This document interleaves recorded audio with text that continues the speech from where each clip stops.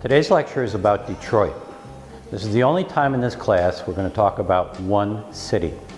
And the reason we're going to talk about Detroit, it is emblematic of a failed city. That is, not a failing city, but a city that is over with. A huge number of people have left the city. Once it was almost 2 million people. Now it's on its way to being 600,000 people. Cities without people can't prosper. And when people don't live in a city, it's a market talking very loudly about express preferences, the phrase economists use, about where people want to live. If people don't live in a city cannot be. It certainly can't be what it was. Detroit's failed on other factors as well. Clearly, it's just going into a major bankruptcy. We think about Detroit through the window of the Detroit Institute of Art. The Detroit Institute of Art is a city asset. Most city art museums are owned by independent trustees. They're not the property of the city.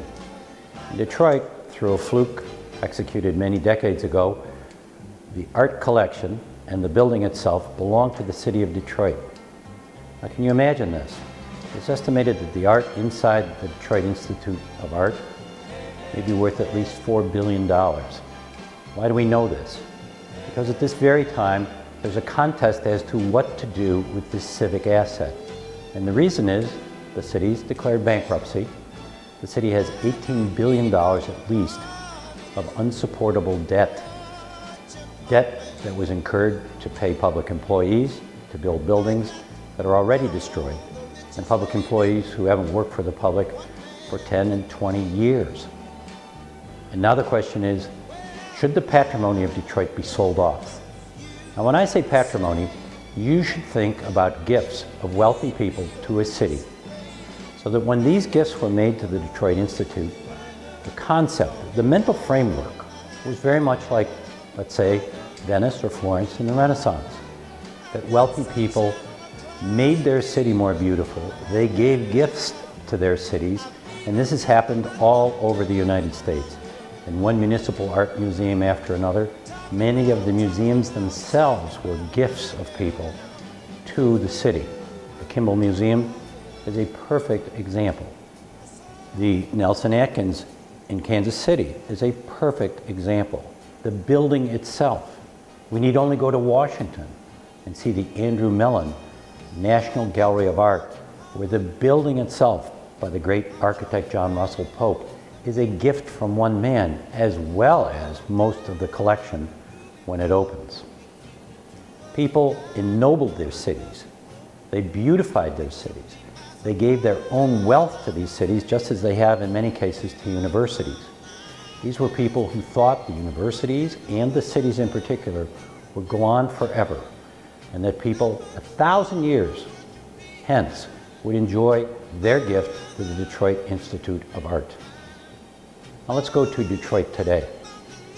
If there's a crime in your house in Detroit and you call the Detroit Police Department, it now takes an hour for a police car to come to you.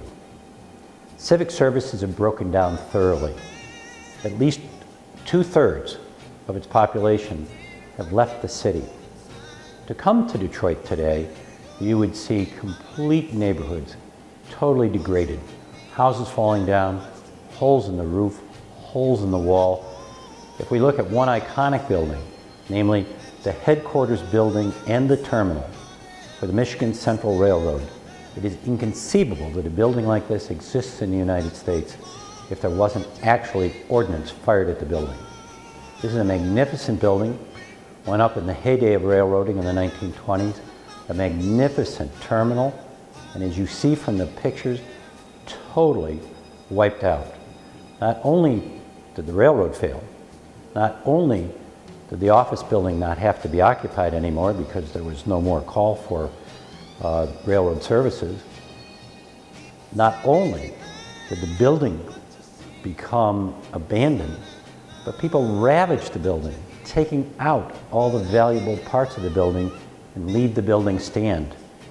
Now, it would be a scandal just to see this building, but in Detroit you see thousands, tens of thousands of homes, office buildings, small business buildings, virtually abandoned, just like the Michigan Central building.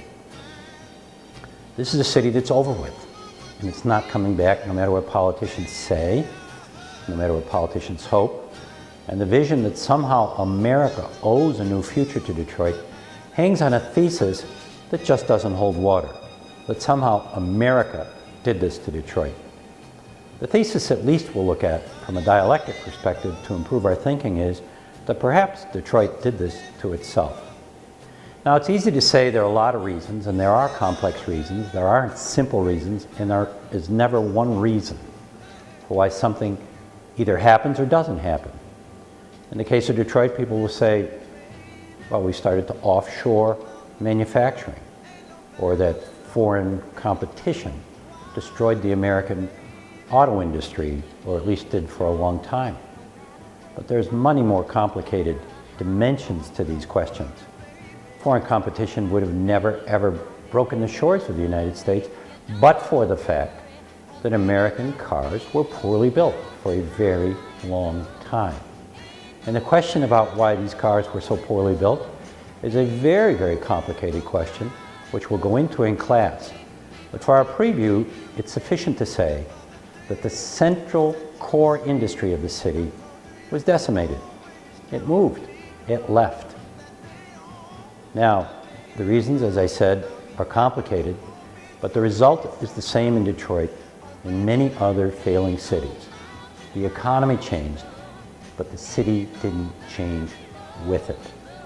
And what we see in Detroit is a complete dialectic study drawn slowly through time.